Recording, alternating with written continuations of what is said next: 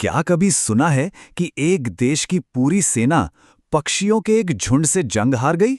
सुनने में भले ही अजीब लगे, लेकिन इतिहास में ऐसा सच में हुआ है। ये कहानी है ऑस्ट्रेलिया के ग्रेट ईमू वॉर की। चलिए आज इसी अनोखी जंग की कहानी को करीब से जानते हैं।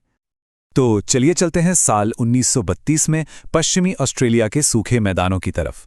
जमीन सूखी, उम्मीदें टूटी हुई और किसान बेहाल। ये किसान कोई और नहीं बल्कि पहले विश्व युद्ध में लड़े हुए सैनिक थे, जिन्हें सरकार ने जमीन तो दे दी, लेकिन वो जमीन उनकी किस्मत नहीं बदल पाई। हालात बहुत खराब थे और इन्हीं मुश्किलों के बीच एक नया दुश्मन सामने आ खड़ा हुआ। नाम था ईमू, दुनिया का दूसरा सबसे बड़ा पक्षी। हाँ, उड़ नहीं सकते ये, लेकिन दौड़ने में इनका कोई मुकाबला नहीं था। और इनकी ताकत को कम समझना मतलब एक बहुत बड़ी भूल थी। सोचिए, 50 किलोमीटर प्रति घंटे की रफ्तार, 2 मीटर तक की ऊंचाई, और ये कोई एक दो नहीं बल्कि हजारों की तादाद में खेतों पर धावा बोल रहे थे। बाढ़ तोड़ते, फसलें रौंदते, जो सामने आया सब तबाह कर दिया। अब बेचारे किसान करें तो क्या करें? हर दिन उनकी आंखों के सामने उनकी मेहनत बर्बाद हो रही थी।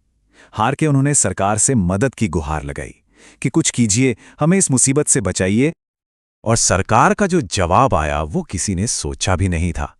किसी कीड़े मकोड़े या जानवरों की समस्या से निपटने के लिए सरकार ने अपनी सेना भेजने का फैसला कर लिया। जी हां, आर्मी। और बस यहीं से शुरू होता है इतिहास का शायद सबसे अनोखा फौजी ऑपरेशन। मेजर मेरेडिथ की लीडरशिप में ऑस्ट्रेलिया की सेना ईमू का सफाया करने मैदान में उतर चुकी थी। तो मिशन का नाम था ऑपरेशन ईमू एनिहिलेशन। लीडरशिप थी मेजर GPW मेरेडिथ के हाथ में। टीम में थे सिर्फ 2 सिपाही, हथियार 2 जबरदस्त लुइस मशीन गन्स और पूरे 10,000 राउंड गोलियां। कागज पर तो यह जीत बिल्कुल पक्की लग रही थी, है ना? लेकिन असलियत उम्मीदों से कोसों दूर थी। पहली ही लड़ाई ने यह साफ कर दिया कि यह जंग इतनी आसान नहीं होने वाली। सेना की सारी उम्मीदें धरी की धरी रह गईं। सोचा क्या था कि मशीन गनें गरजेंगी और ईमू का झुंड साफ हो जाएगा, पर हुआ क्या? बिल्कुल उल्टा। पहली गोली चलते ही पूरा झुंड तितर-बितर हो गया। कोई इधर भागा, कोई उधर। ट्रक बेचारे पीछे रह गए और तो और बंदूकें भी जाम हो गईं। नतीजा 5 दिन और मारे गए सिर्फ 50 ईमू। अब ये खबर बाहर तो आनी ही थी। देखते ही देखते अखबारों में मजाक उड़ने लगा। हेडलाइन छप रही थी, ऑस्ट्रेलिया लड़ रहा है महान ईमू युद्ध। सोचिए, दुनिया भर में यह बात फैल गई कि एक पूरी सेना पक्षियों से हार रही है। अब मेजर मेरेडिथ की हालत देखने लायक थी। वो इतने तंग आ गए कि उन्होंने कहा, ये पक्षी तो मशीन गनों के सामने ऐसे डटे हैं जैसे कोई टैंक हो। मतलब उनकी बातों में गुस्सा भी था और इन पंखों वाले दुश्मनों के लिए एक अजीब सा सम्मान भी। लेकिन कहानी का सबसे दिलचस्प मोड़ तो अब आना था। ये ईमू सिर्फ भाग नहीं रहे थे, नहीं, उन्होंने अपनी एक रणनीति बना ली थी।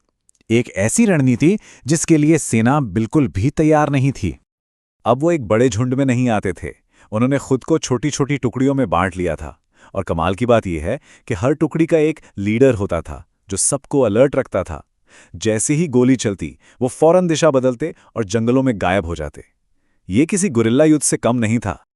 अब ऐसी चालाक रणनीति के आगे सेना की हार तो लगभग तय ही थी, और जो आंकड़े सामने आए वो इसकी गवाही देते हैं। सोचिए, करीब 2,500 गोलियां दागी गईं और उसके बदले में मारे कितने गए? 1,000 से भी कम ईमू। अब इसे जीत कहेंगे क्या? हिसाब लगाएं तो हर एक ईमू को मारने के लिए लगभग 2.5 गोलियां बर्बाद हुईं। मतलब ये ऑपरेशन पूरी तरह से फेल हो चुका था। और आखिरकार 8 दिसंबर 1932 वो दिन आया जब सरकार ने हार मान ली।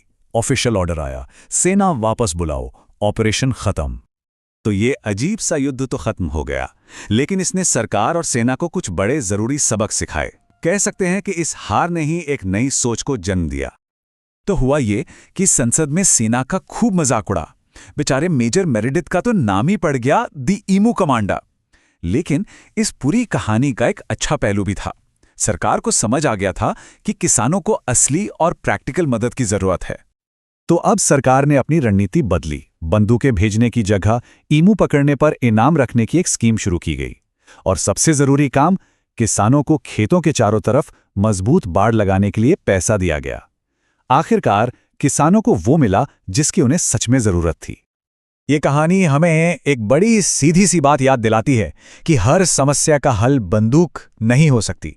ये कहानी इंसान के उस घमंड पर भी एक तमाचा है जो सोचता है कि वो प्रकृति को कंट्रोल कर सकता है।